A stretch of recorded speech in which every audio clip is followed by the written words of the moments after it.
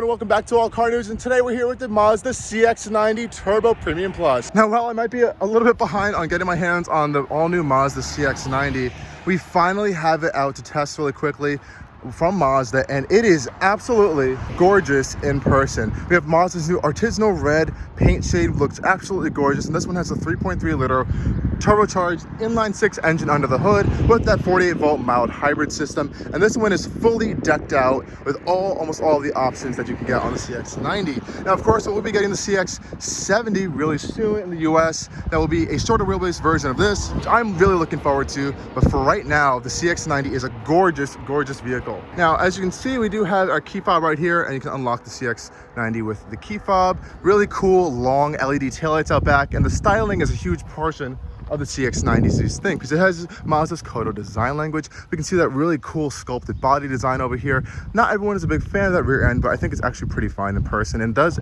allow you to have that extra space for the third row. You can see that long elongated kind of rear window line as well, and again, that super nice sculpted body that Mazda is known for. Here we have this cool badge on the side to both indicate the length of this hood as well as to show you the inline-6 engine under the hood. We also have the plug-in hybrid variant as well under the hood, so I'm really excited to test drive that one as well. But for now, this engine is fantastic, and I'm not joking, this thing genuinely surprised me of how good it drives on the road. A 7-passenger SUV should not drive this good.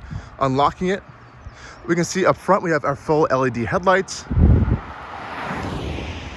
Really cool new LED signature from Mazda we're seeing right there, and that also continues into this grille with this really beautiful cascading pattern right down there. Very premium and upscale looking. No fog lights actually, but we do have these kind of little air vents right here for some passive aero and a little bit of an accentuation of the bumper. Nonetheless, I think it is still an absolutely gorgeous looking SUV, and I really hope this is a huge success for Mazda, because I think it's a fantastic vehicle. And you can see that length in the hood right there with the inline-6 engine under the hood. The whole front end's been stretched out to fit that engine under there, which is really fantastic. Let's take a look under the hood really quickly. And there we go. It is completely covered by plastic, but under there is that all new 3.3 liter not twin turbo inline-6 with the 48-volt mild hybrid powertrain. And this is a thick cover, so it's kind of insulated from sound, and that's kind of to help improve the luxurious feel of the interior of the new CX-90.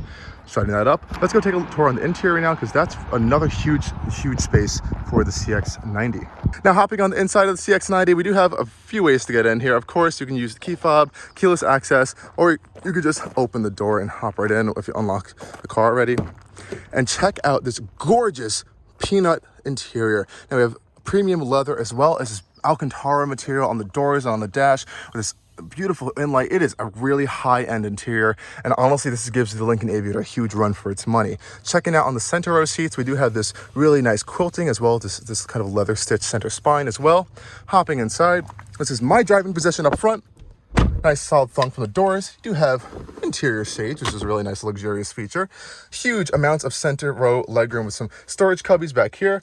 This one also has the optional center console, so you do get more storage, huge center console storage over there, 2 permanent cup holders, and some nice padded leather stitching on the side.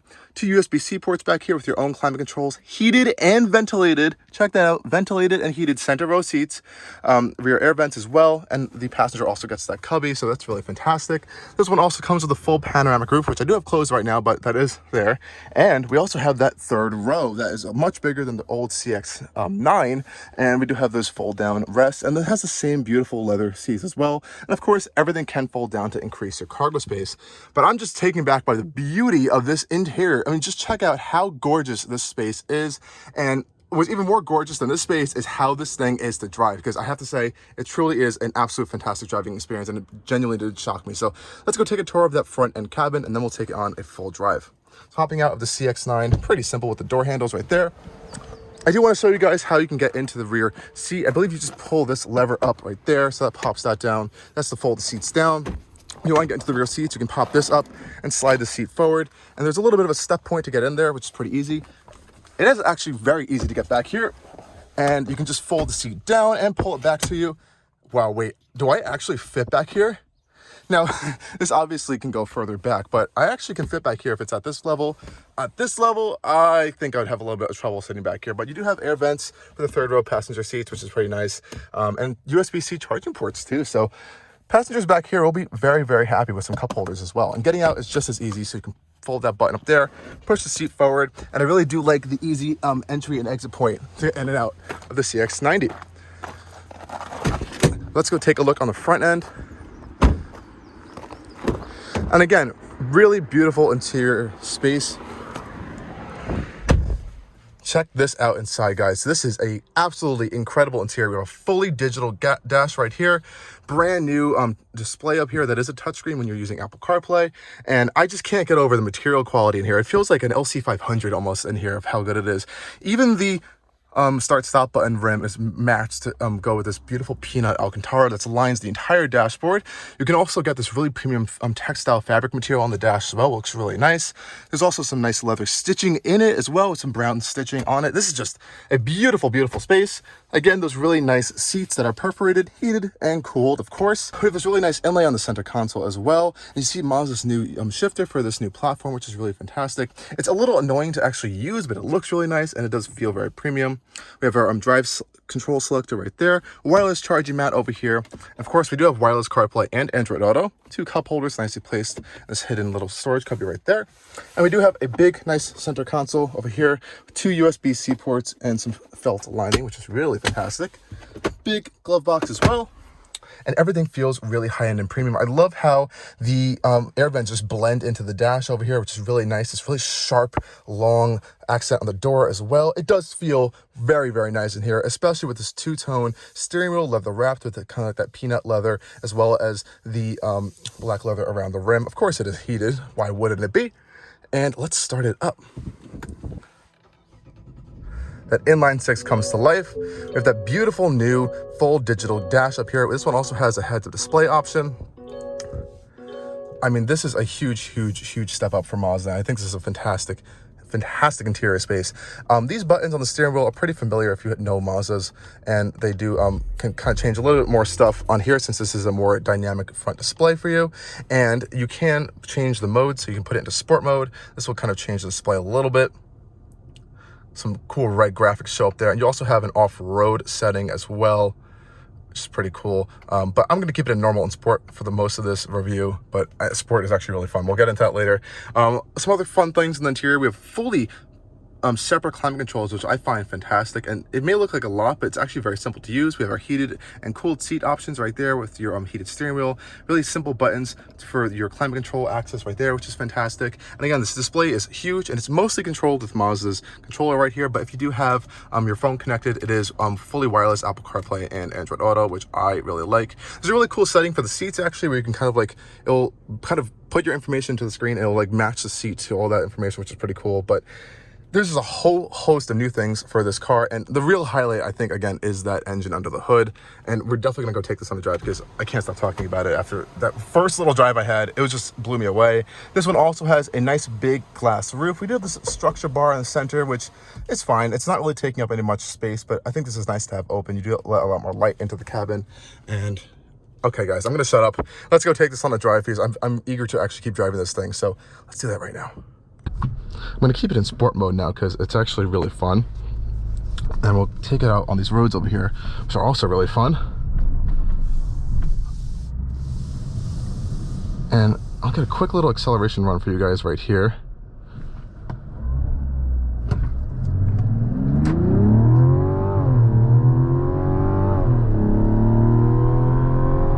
There's 60.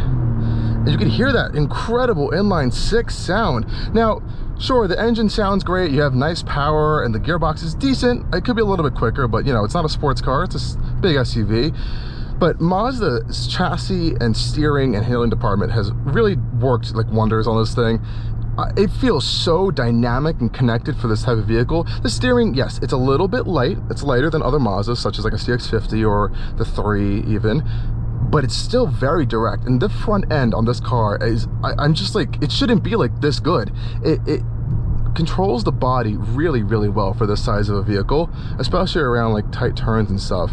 And oh, That engine is so smooth and sweet. It likes to hold gears a little bit longer in sport mode, as you can hear right there. So you have that acceleration right when you want it, but it's just a really dynamic vehicle, and I'm actually really impressed by it. I wasn't really expecting it to be like this impressive. Let's head up this road over here. I'm gonna shut up for a second actually so you can hear this.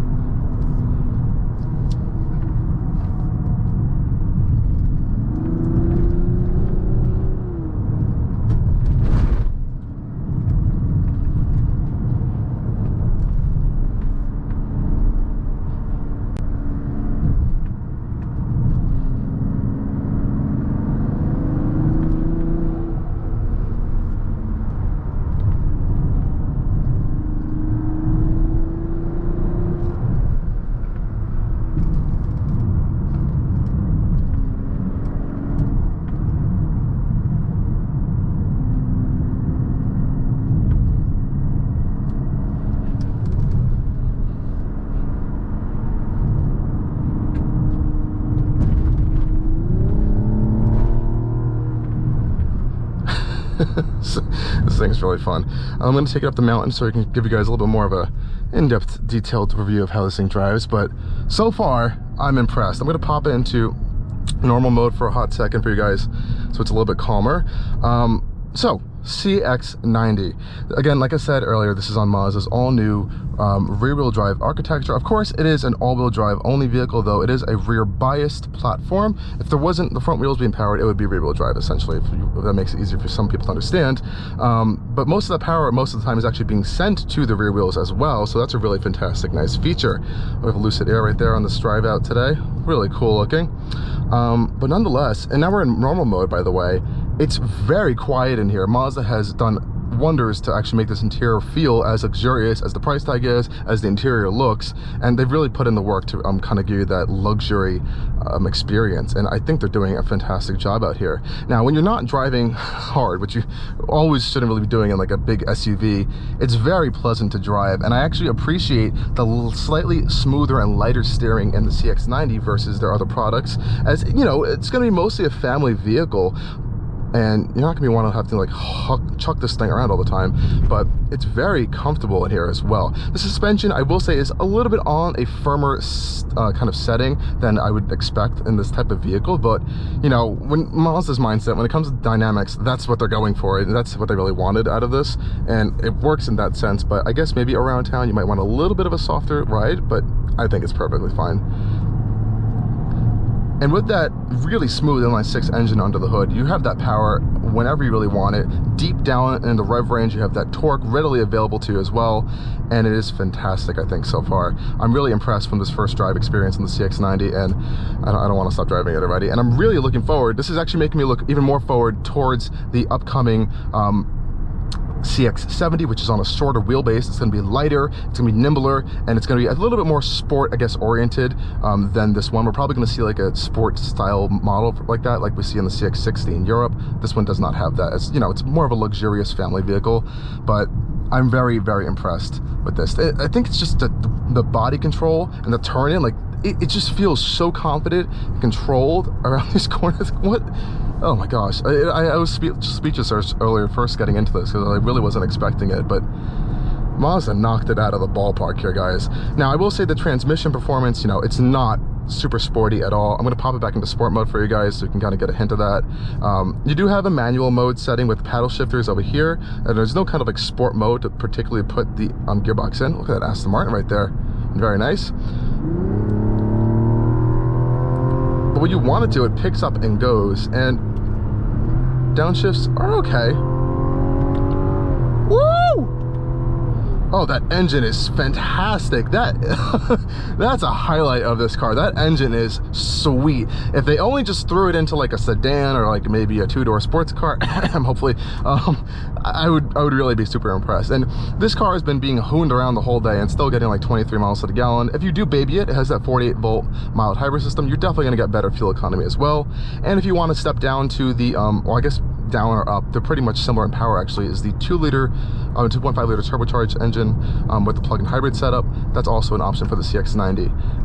Wow, I just can't get over how well this thing handles and drives. I'm really, really impressed, Mazda.